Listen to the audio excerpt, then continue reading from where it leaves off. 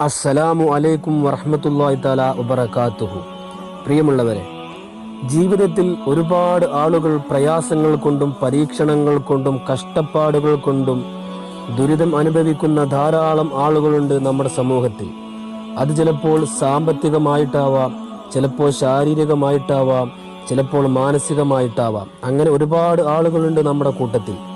ഈ പറയുന്ന ദിക്റിനെ മനസ്സറിഞ്ഞ് പറഞ്ഞാൽ പിന്നെ അള്ളാഹു സുബ്ഹാനഹു വ തആല ഏതൊരു പ്രയാസമാണോ നാം അനുഭവിക്കുന്നത് ആ പ്രയാസം മാറിപ്പോവുകയും പിന്നെ ആ പ്രയാസം നമ്മുടെ ജീവിതത്തിൽ അള്ളാഹു സുബ്ഹാനഹു വ തആല തരില്ല എന്ന് അള്ളാഹുവിൻ്റെ പ്രവാചകൻ സ്വല്ലല്ലാഹു അലൈഹി വസല്ലമ തങ്ങൾ പറഞ്ഞിട്ടുണ്ട്.